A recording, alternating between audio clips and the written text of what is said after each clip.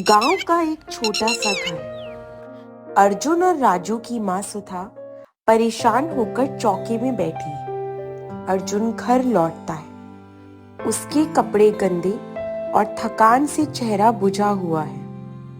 राजू बाहर खेलते हुए अर्जुन के पास दौड़कर आता है। भैया, आज मेला देखने चलो ना, सब बच्चे जा रहे हैं। राजू, अभी पैसे नहीं है, पहले फसल काट लेंगे, फिर मेला भी देखेंगे और मिठाई भी खाएंगे। राजू उदास होकर घर के कोने में बैठ जाता है। सुधा गहरी सांस लेकर बोलती है, अर्जुन, तेरा बाप तो हमें छोड़कर चला गया, लेकिन तुझे ही सबकी जिम्मेदारी उठानी है। साहूकार का कर्ज और ये बंजर जमीन, हमें तो जैसे भगवान ने ही भुला दिया। माँ, भगवान का भरोसा रखो, मेहनत से सब ठीक होगा।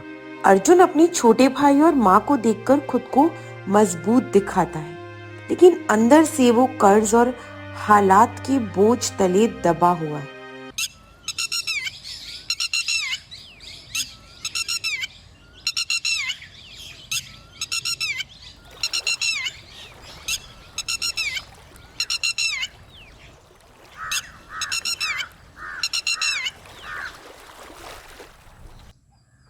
अर्जुन खेत पर काम कर रहा है, तभी साहूकार लालचंद अपने आदमियों के साथ वहां आता है। उसके चेहरे पर एक खतरनाक मुस्कान है। अर्जुन, तेरे बाप ने मुझसे कर्ज लिया था। अगर इस महीने तक तूने पैसे नहीं दिए तो तेरी जमीन मेरी हो जाएगी। साहूकार जी, फसल काटते ही मैं आपका कर्ज चुका दूंगा, थोड़ा समय और दीजिए। मैं दया करने वालों में से नहीं हूं, और अगर पैसे नहीं दिए तो तेरे छोटे भाई राजू को भी बंधक बना लूंगा। अर्जुन का खून खौलता है, लेकिन वो चुप रहता है। लालचंद के जाते ही अर्जुन जमीन पर बैठकर गहरी सोच में डूब जाता है। अर्जुन गांव के बाहर एक पुराने बरगद के पेड़ के नीचे बैठा है। उसका चेहरा चिंता से भरा है। तभी एक बूढ़े साधु चरण बाबा वहां आते हैं। उनके हाथ में एक लकड़ी की लाठी और कंधे पर झोला है। बेटा, ऐसा क्या बोझ है जो तेरे कंधे झुका रहा है? बाबा, मैं अपने परिवार को बचाने के लिए हर दिन लड़ रहा हूँ, लेकिन अब मेरी हिम्मत जवाब दे रही है। हर कठिनाई के पीछे एक परीक्षा छिपी होती है। तुझे गांव में आयोजित भाई की परीक्षा में भाग लेना चाहिए। ये परीक्षा केवल उन्हीं के लिए है जो अपने भाई के लिए सब कुछ दांव पर लगाने को तैयार है। बाबा, मैं अपने भाई और परिवार के लिए किसी भी इम्तिहान से गुजरने को तैयार हूँ। मुझे बताइए, ये कैसे होगा? साहस, बुद्धि और बलिदान, यही 3 परीक्षा के स्तंभ हैं। अगर तू ये पार कर गया तो तेरी समस्याओं का अंत होगा।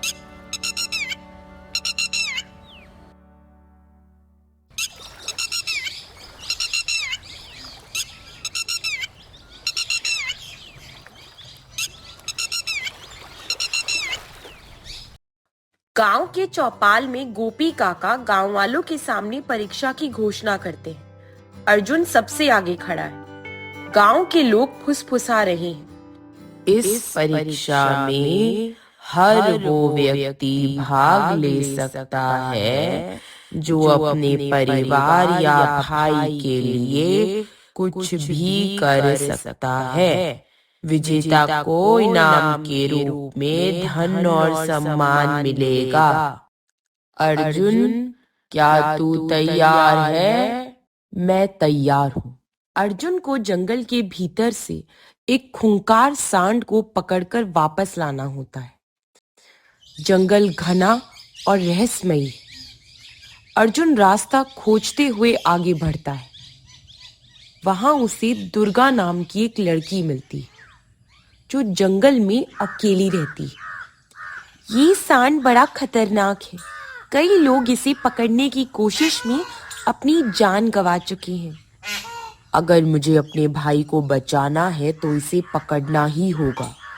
दुर्गा अर्जुन को एक रणनीति बताती है। अर्जुन सांड को चतुराई से काबू में करता है और उसे गांव वापस ले आता है। गांव वाले उसकी बहादुरी की तारीफ करते हैं। अर्जुन ने पहली परीक्षा पार कर ली।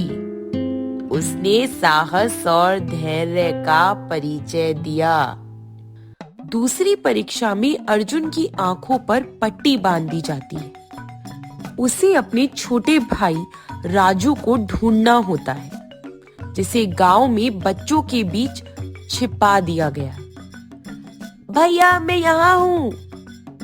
राजू, तेरी आवाज मैं लाखों के बीच पहचान सकता हूँ। अर्जुन बिना किसी गलती के राजू को ढूंढ लेता है। गांव वाले ताली बजाते हैं। अर्जुन ने साबित कर दिया कि उसका अपने भाई पर अटूट विश्वास है। तीसरी और आखिरी परीक्षा में अर्जुन को ये जानकारी दी जाती है कि राजू को लालचंद ने बंधक बना लिया है। अगर अर्जुन अपनी जमीन और संपत्ति छोड़ने को तैयार हो तो ही राजू को छोड़ा जाएगा। सोच ले अर्जुन, जमीन या तेरा भाई? मेरा भाई मेरी जान है। मैं अपनी जमीन छोड़ने को तैयार हूँ। जैसे ही अर्जुन ये कहता है, गोपी काका और गांव वाले प्रकट होते हैं। ये सिर्फ एक परीक्षा थी अर्जुन।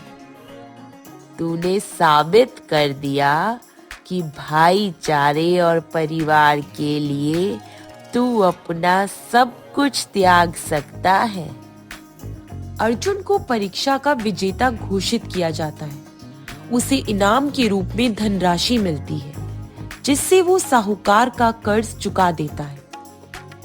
लालचंद गांव वालों के गुस्से का सामना करता है और अपनी गलती स्वीकार करता है।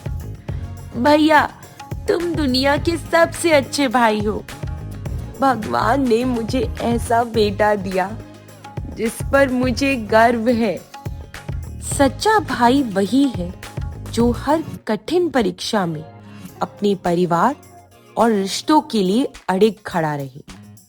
परिवार के लिए बलिदान और सच्चाई ही इंसान को महान बनाती है।